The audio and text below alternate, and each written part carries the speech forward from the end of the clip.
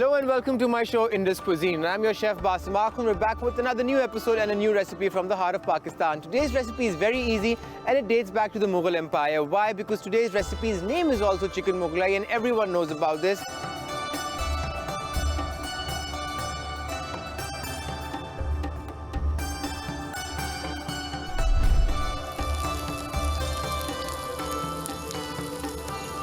And back in the day, the East India Company was ruling in Pakistan up till 1947, and this recipe is a personal favorite over there also and is also known as butter chicken in the restaurants in England and Wales. This recipe has come from the kitchen of Humayun's empire. Why? Because back in the day when he married a Persian woman named Hamida, she brought famous spices from Persia to the subcontinent, subsequently to Pakistan, such as saffron and different types of dry fruits.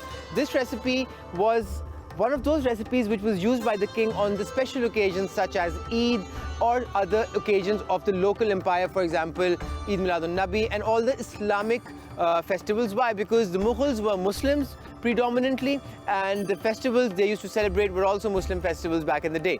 And apart from that, we had a lot of minority over here, for example, the Hindus, the Christians back in the day, and all these religions were also respected highly. And what the emperor used to do when they used to have their special events such as Christmas, Diwali or Holi, he used to have a feast and he used to make such recipes for the people, for the masses back in the day also. Why? Because whenever you talk about the Mughal Empire, they kept all the minorities together and they flourished, as you can see in current day Pakistan also, that everyone from the minorities are also very close to all the Muslims living here, and some of our personal best friends are also from the minority class of people. By minority, I do not mean people who are small or less. By minority, I mean that Pakistan is a dominantly Muslim state and around 20% of the population are Christians and Hindus, so that's why we call them minority. Even our flag represents the minorities with a very big heart. Why? Because if you see the Pakistani flag, it is almost 75 to 80% green and the white part represents the minorities. Why? Because we respect them and we consider them family.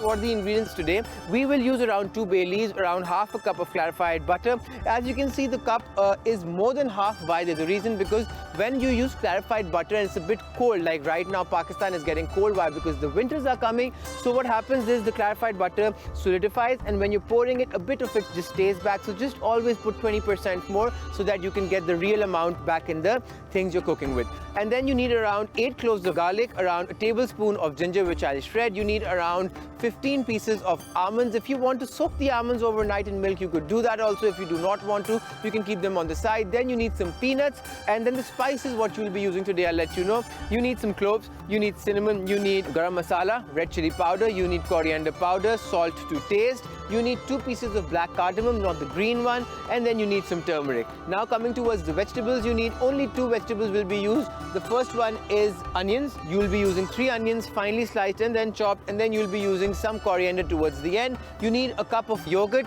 If you can get fresh yogurt, that's fine. If you cannot find fresh yogurt, you can use the Greek yogurt that is available in the market on the shelves also. Then you need 2 boiled eggs, which I have on the side, and around a kilogram of chicken. Whenever you're using chicken for this recipe, try using the leg meat and the thigh meat, not the white meat. Why? Because leg and thigh is more juicy, it has more fat, and the flavor of this recipe will be enhanced by these ingredients. So firstly, what you need is you need a pan, and you'll bring it to heat. The pan is over here. I'll just put it on the stove, bring it back to heat, and now you shall add the clarified butter, but once the pan is hot. So reduce the heat to medium. Why? Because too much of flame can also burn the pan. So let it get hot slowly and gradually. Till the time this is getting hot, what we'll do is we'll start shredding the garlic. So I'll take around 7 pieces. Why? Because these pieces of garlic are a bit big. Usually the pieces are small or medium sized naturally, but at times you get a good crop in the season when it's actually being taken out from the ground, and then you get a nice big piece of garlic.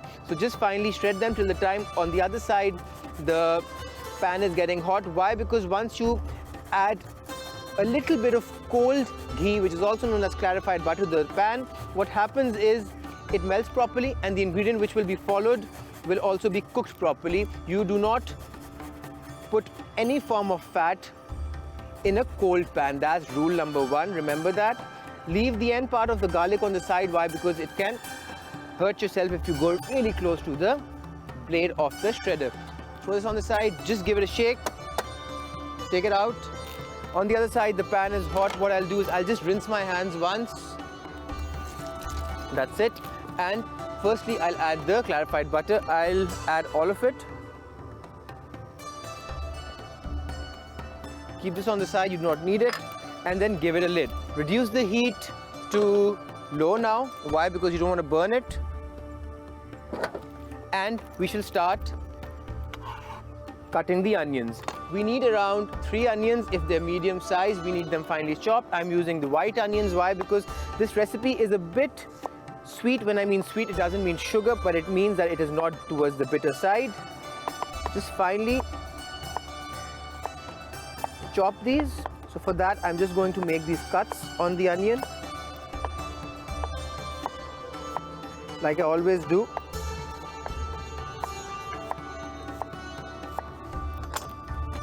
I'll just keep a tissue over here and then I'll finely chop it. Okay, if you see an onion which has a peel in between, what you can do is you can just take a bit of it out like this. This is not the onion being bad, it's just a peel inside. It's Mother Nature. Do not waste it and throw it on the side. Make a cut.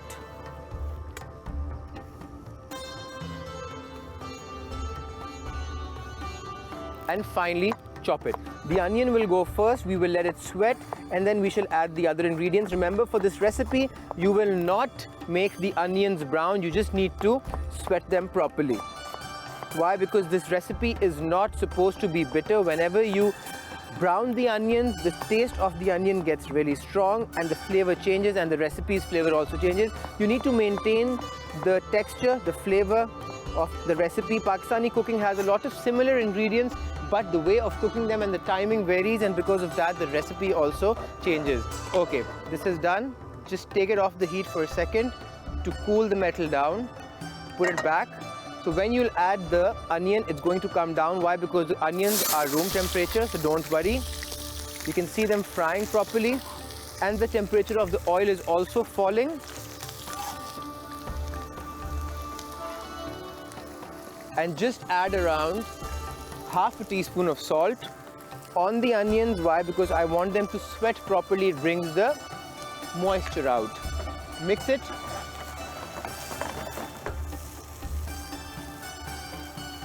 Shake it a bit. Give it a lid and let it cook for around 2 to 3 minutes on low heat. So I've reduced the heat to medium low and I'm letting it cook. Rinse your hands once more, and then we shall go towards the other ingredients.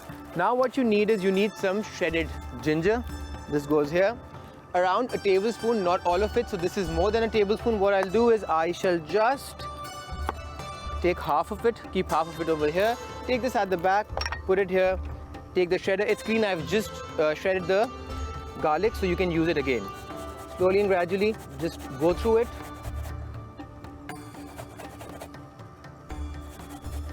And always keep rotating the ginger if you think the ginger is not shredding. Why? Because the ginger has thread-like textures inside, and that times stops the piece from actually sliding on the blade of the grater properly. So as you can see, I'm always rotating it to find the best area where it can slip and get chopped properly. Okay, this part is not needed. What you'll do is you'll throw it in the bin, keep this at the back, and just take the lid off, and now transfer both of these things in. Always scrape it and then put it in. Why? Because a lot of ginger otherwise will stick on the base. And now goes in the garlic, and just rinse your hands once more. Keep your station clean and start mixing it. I want the ginger, the garlic and the onions to amalgamate properly when it comes to flavor. Remember that. Slowly and gradually, and then just give it a mix. This is done. Keep the lid back on and let it cook for 3 to 4 minutes more. What I'll do now is I'll just pick up the board, shift it at the back. I'll be using it again. I need a fresh board. Why? Because I'm going to use chicken. I'll put a new red board. If you see any onion on the side, just throw it in the bin. Why? Because if you keep your counter clean, there will be no cross-contamination, and that is very important. Why? Because if there is cross-contamination, you can fall ill. Okay, now we need the chicken. what we'll do is we'll change the knife. First of all, I'll take a boning knife. A boning knife means the knife which is used for chicken which has bone. At times I don't, but now what I'll do is I'll make it a point that I always use it, because if you have these knives, you should make use of it. Okay, now just make cuts on it, not too much. 2 cuts on one side, the other one on the other side. When you're using the drumsticks, the legs, why? Because the masala will set till inside. Okay, this is the thigh piece. What you'll do on the smoother side, 1 cut till the blade hits the bone. Then the other one at the back, only 1 cut. What will happen is the masala will go in, it will be tender. And at times you see when you're eating out at a restaurant, you know, you cut through the chicken and the chicken is a bit reddish towards the bone or a bit bloody. Why? Because the heat has not penetrated properly. And the other thing is that they have either overcooked it on high heat and not let the centerpiece of the chicken get properly cooked, or the other part is if you use cold chicken. If you use cold chicken, obviously it's going to get cooked outside, but from the inside it will stay a bit, you can say, tough. Okay, now what you need is, first of all, see, because I'll be using my hands, you rinse them off. Why? Because you don't want the raw chicken juices to be all over there. That's very important. Keep this over here. As you can see, it's nice and translucent, it's delicious, it smells really nice. You can see the oil coming up. That's the oil I should start frying the chicken in. Okay, so the chicken will be fried around, you can say, 5 minutes, which means 2.5 minutes each side. So first I'll just place them over here. So now place the chicken thighs. I've put 2 already over here. What you have to do is you have to put this side. This is the side which is the thicker side. You can see the veins and the bones over here. So I'll start from this side. And then now I'll put the leg pieces in. And I'll give it a chance to get fried in this slowly and gradually. Just pick your knife up, push it on the side and keep the last piece here. Just shake it a bit. This is done. The remaining salt I shall use now, and then I'll use a little bit towards the end. What I'll do is I'll just bend a bit and I'll finally put the salt where I've made the cuts. Why? Because then the salt will set in and the flavor will be better. Why am I doing this? Why? Because the chicken's moisture is going to be pulled out from the salt. And also the second reason is that when the moisture will be pulled out, it will be delicious and you won't be using extra salt. Use less salt, keep your cholesterol less, and you can cook better. Now let this cook for like 5 minutes. We need to sear it. Till the time this is cooking, we'll go for a short break, and once we're back, I'll let you know what to do. Keep watching Indus Cuisine.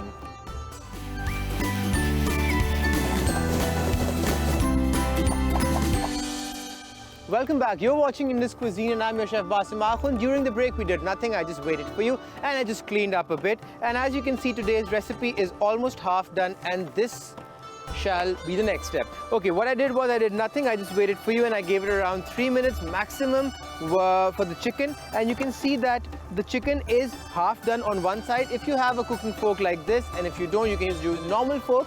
What you need to do is just turn the chicken now. As you can see, the chicken is browning. That's all I wanted. So I've cooked the chicken around 75%. I'm just changing the side. This is the charred part. It's not burnt, and that's the real flavor that will come. I will just cook the chicken for another 1 minute on this side, and then what I'll do is I'll let you know. First, just change the side of the chicken slowly and gradually. And just move it a bit. Give it a lid again and cook it for another 1 minute. Till the time we're doing this, what we'll do is we need the almonds to be nicely chopped. So what we'll do is we'll pick up the almonds. Always remember your knife needs to be really sharp whenever you're doing dry fruits. Keep this on the side and start chopping the almonds very slowly. Be very careful. If you are not good with the knife, what you can do is you can use a grinder, but you won't get this texture because texture is everything when it comes to cooking. Finally chop the almonds. Always remember, for this your knife needs to be really sharp. If your knife is not sharp, you won't get the best cut, or maybe even the knife will start slipping. So always use a good knife, otherwise just use a grinder. The machine, this takes time, but the texture will be perfect. Okay, this is done. Now what you need to do is let the almonds be over here. Take the lid off, the chicken is done. Pick this up and start transferring the chicken over here. I'm doing this momentarily, remember it. I'll just keep it over here for a bit and just transfer it slowly and gradually. It's nice, delicious, lightly brown. Smells really nice. It's just ginger, garlic, salt and onions. So now you see all the goodness. What you need to do is, I'll let you know. Keep this on the side for a bit. Pick up another onion. Move this on the side.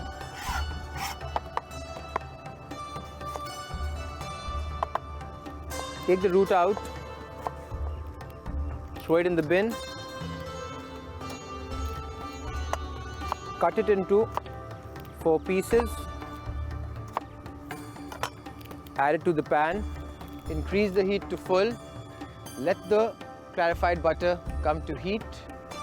It's back to heat and start mixing it. I just want it to get a little hot and then I shall add it to the food processor and convert it into a nice fine paste. Why? Because I want the flavor of the onions, the fresh onions, to be mixed with the lightly golden ones.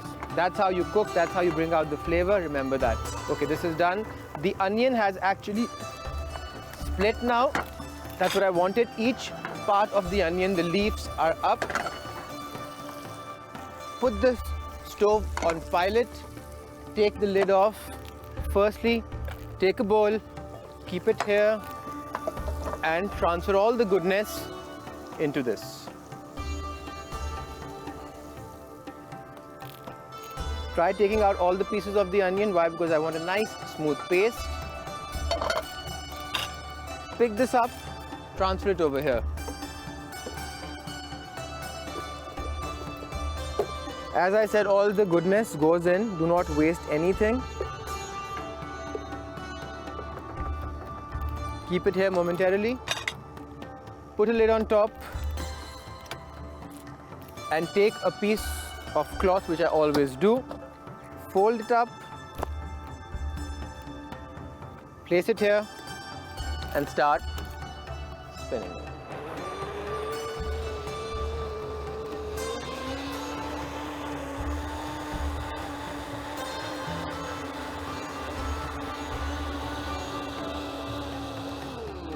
It's done. Take the lid off, keep this on the side and add this paste back to the pan.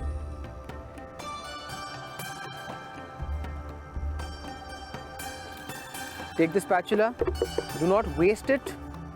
Try sourcing everything that's in the jug.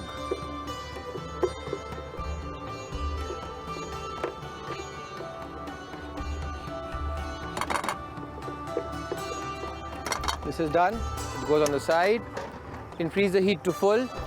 And now what I'll do is I'll take a little bit of oil and just add it on the side and then a bit in between.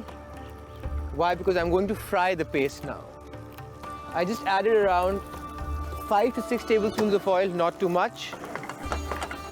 You can see it's mixing, it's frying. That's what I want. And now I shall add the other ingredients. Reduce the heat to medium. And now add the coriander powder wherever you can see the oil coming up. Then the red chili powder. Then you need the black cardamom. Just press it a bit, break it and add it. Like you need the pot to get a bit open. Then add the garam masala, spread it out. Then goes in the turmeric powder. Then you add the cloves. Then you add the cinnamon sticks. And last but not the least, you add the almonds. Slide it, pour it. Slide it and pour it in. Okay, mix it.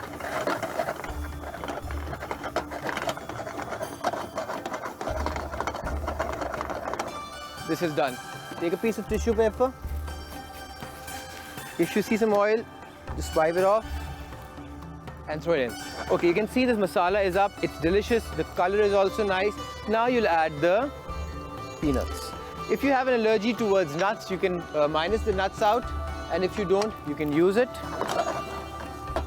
on the side. Tilt it here. Why am I tilting it? Why? Because I want the peanuts to get fried properly inside. This is done. And now you shall complete the recipe. Firstly, what you'll do is you'll add the chicken back to the pan, because I want it to fry in the masala now. It tastes delicious, smells delicious, and I so want to eat it up right now. You can see the oil coming back up, it's splitting again. And now, as you can see, all this water, this is not water, this is all the goodness, it's all the juice that came out of the chicken. That's why I used a deep kind of plate. Just pour it back on top, spread it out.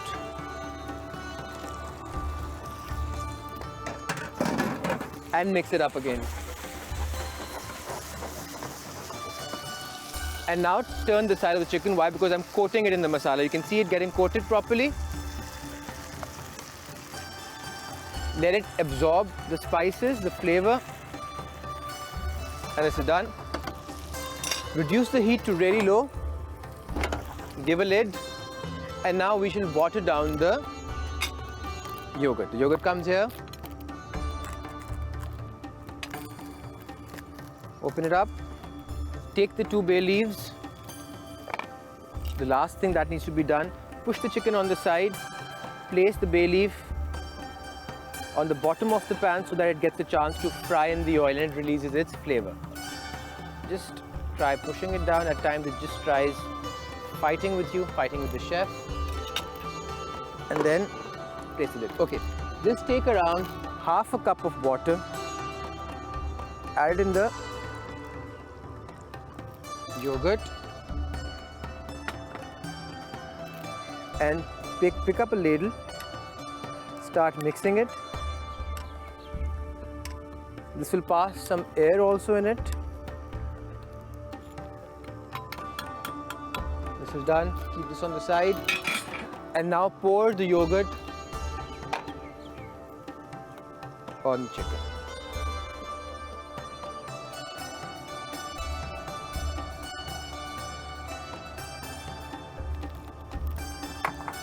Shake it a bit. Increase the heat. Keep shaking it slowly. Why? Because you want the masala to mix with the spices. I'm not using a spatula or a wooden spoon to mix it. Why? Because if you use it too much, the chicken will start breaking. And this way the chicken will stay whole, but the flavors are going to get mixed properly. You can see the masala coming up, the color is changing of the white yogurt into this nice golden texture. The oil is also getting mixed while it's still floating on top. And this is done. Give it a lid. Cook it on medium heat for 5 minutes and then it's done. Till the time this is cooking, what I'll do is I'll prepare for the recipe to get dished out. Don't go anywhere. As you can see, today's recipe is done. Quick and easy, delicious, and as you know, Pakistani cooking is about cooking for more than one person. It's cooking for the family, it's cooking for the friends, it's cooking for the people you love. So this recipe what I made today was for 6 people easily, and I've served only for 3 people. The only thing I did was I added boiled eggs. I split them into half and I added some dry fruits on top and I served it in front of you. I hope you liked today's recipe, and remember, whenever you're boiling an egg, put it in boiling hot water with some vinegar and then place the eggs and then cook them for 9 minutes maximum. Perfectly cooked eggs would be for 8 minutes. Why? Because then the yolk will start getting brown, which you do not want, and the vinegar will help the eggs from not cracking in the hot water. This was the quick and easy tip of not letting your eggs go bad, because it's my work to tell you, because now I'm not going to start boiling eggs in front of you. That's a very easy thing you could do. I believe in you. And today's recipe is done. I'll see you in another episode of Indus Cuisine. Take care of yourself. Bye-bye.